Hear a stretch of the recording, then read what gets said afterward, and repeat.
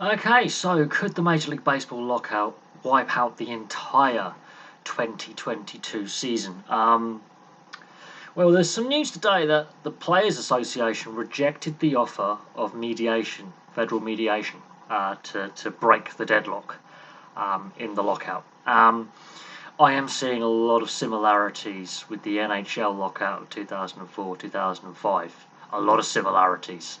Um, and as long as the Players Association members, all the players, and as long as all the owners are steadfast and united in their positions, I can't see the deadlock being broken anytime soon, and that is a problem. The difference between the NHL lockout all those years ago, 18 years ago, and this lockout is we didn't have a pandemic, and the US and Canadian economies were doing rather well back then. There was a lot of growth back then. We're not seeing that now with the current economics due to the pandemic. There's a lot of issues economically, and I think the Major League Baseball owners, the team owners, are taking a massive, massive economic risk with this lockout.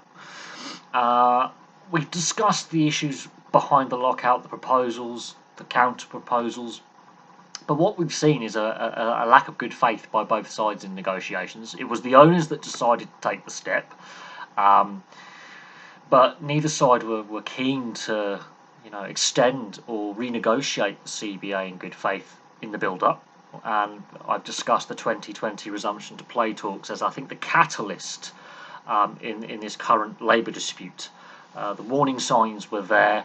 I was also surprised looking back on it, and if you look back at my previous videos on this topic, that the league and the Players Association didn't decide earlier to go, right, while we're having these return to play negotiations, let's relook at the CBA and renegotiate the CBA or extend the CBA. Other leagues decided to do that. And I use the NHL as an example because they did renegotiate their CBA to avoid this very issue. There's a lot of things at play. I am surprised the idea of a salary cap hasn't been put on the table for negotiation. As I've said previously, the Major League Baseball is the only major league in North America not to have one. I'm also surprised that with the overseas series that all the major leagues have, where they take games on the road, be it pre-season or regular season games on the road to Europe or Latin America or Asia and the Far East, that isn't also on the table, because that does generate a lot of revenue, surprisingly, having an international series. Now, Major League Baseball were very late on the uptake of an international series. Negotiating the last CBA, they pulled out in 2017 from going to London. They went later, which I think damaged the brand somewhat. They tentatively signed a 2-year agreement. Obviously, COVID wiped out the 2020 London series, and I'm surprised that they're not tempted to have a look at that London series and try and build on a mixed start. I believe with their first go around in 2019. Because, locking the players out and losing revenue, which the teams will do the longer this drags on. The owners will lose money. And as we've seen with the amount of businesses going under and the amount of businesses that will be affected in Major League Baseball markets, the support industries, the service industries, the hotels, the restaurants, the bars, the nightclubs, the tourist sites in various cities as well. So those businesses that are reliant and feel the pinch when crowd numbers are low because a team's not doing very well, so fans stay away. Or in 2020 and 2021 when play resumed, there weren't necessarily full crowds at baseball parks and at stadiums. It does have a knock-on impact. So the league owners have to be very, very careful with this, and the players as well. There's no player movements. Those players that are free agents who are not signed cannot be signed by teams whilst this lockout takes place. So there are some players who are not getting paid at the moment, who are available to be signed but aren't getting paid. And until there are divisions between both sides. So we saw this with the NHL Lockout, that eventually, they came around the table and decided to resume play in the 2005-2006 season. They weren't willing to continue the lockout. The owners as well, they finally broke down the Players Association. They got the concessions they wanted. The players also got some concessions as well, but ironically lost out in that lockout. Fast forward a few years and, there's another lockout. The players win back a little bit. They win some concessions. And we've seen labour peace in the NHL since. Major League Baseball has had this lengthy period of uneasy peace since 1995. Uneasy peace.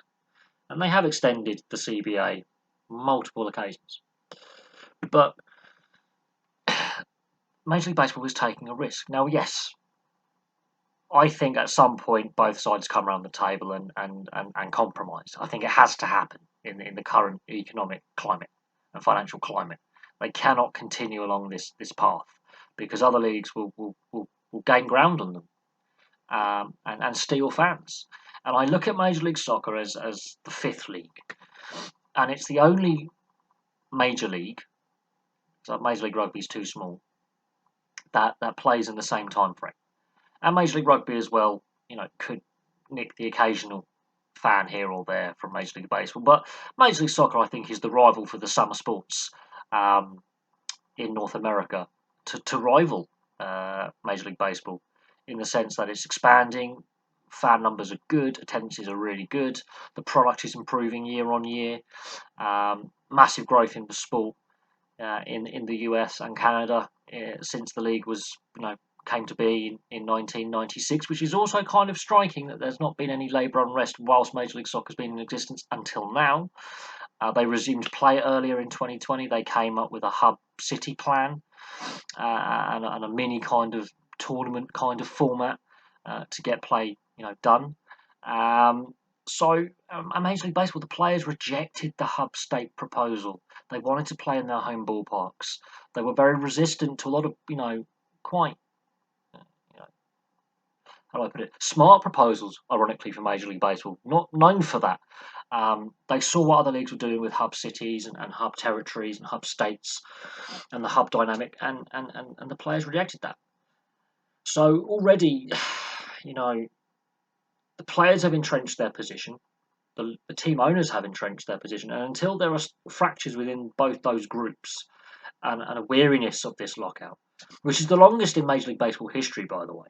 So each day and each hour that goes on to this lockout, it's record-breaking for all the wrong reasons. At the moment, I can see the 2022 season being lost. Now, I've said previously, I'm not a major baseball fan. I'm a casual viewer. I will obviously casually watch a game and quite happily watch a game. I've done so in the past. I've casually sat there and gone, I'll watch a baseball game today. But this is so damaging for the league, following on not that long after the Astros sign stealing scandal. And so obviously we've had the steroid scandal as well. We've had a few racism scandals in there. And so this damages the image of the league and the sport quite badly. And, fan numbers are dropping. The average age of a fan in attendance is higher than average. It's in your late 40s, early 50s, where you compare that to other sports, it's your late 30s to early 40s. So it's an older fan base. Young people are switching off and looking for alternative sports to watch or alternative forms of entertainment in large numbers, which is a problem. How Major League Baseball connects with younger fans and entices younger sports fans to want to buy into the product. And the longer this goes on, fans may very likely vote with their wallets and go and watch other sports, because the longer this goes on, you've got the Stanley Cup and NBA playoffs in the NHL and the NBA early on in the season, so April through till June, when those playoffs take place, which is the first half of Major League Baseball season. You've got Major League Soccer, a parallel season, and then towards the end of the season, the NFL starts up. So they don't have the whole summer, spring, summer, and autumn, fall to themselves, but they have the majority of it where they've only got to compete against Major League Soccer for the big TV revenue, the fan revenue, the gate receipts, the merchandise sales, and eyes on the sport. So, this is a very tense situation, but I'm seeing a lot of parallels with the NHL in 2004, 2005. But I want to hear from baseball fans what you guys think. There's been some tentative talks in recent weeks. They seem to have stalled again, and the fact that players have rejected mediation on a federal level is really striking. So there's no willingness, I think, from the players to put any more proposals on the table. I think they're set with the proposals they put forward from the Players Association. I think the league is set from their proposals, from their point of view. And the only area where I can sort of see any kind of negotiation is over expanding the playoffs, where I think there's a general consensus that is going to happen coming out of this. I think expanded playoffs will be an outcome of this lockout. And when a player can reach arbitration and free agency at 29 and a half years of age, there's things around that both sides can negotiate on, but they're the only proposals and counter proposals where there's some common ground. The rest of it, there is no common ground, and there's no willingness to negotiate in good faith. All I can see. So this could wipe out the 2022 season. I hope it doesn't. As a sports point of view, and a sports fan point of view, on the outside looking in, I'm not an expert on baseball. I will admit though, I'll hold my hand up and say, look, I'm not a hardcore fan. I'm not an expert on the economics. I will say that. But as a casual sports fan in this regard, this is so damaging to the brand of Major League Baseball. So damaging. And so off-putting as well if you want to get interested. And the way the London series played out to mixed reviews, it could have been better. It was their first experience of a European, taking games to Europe. I think they could have learnt a lot from that.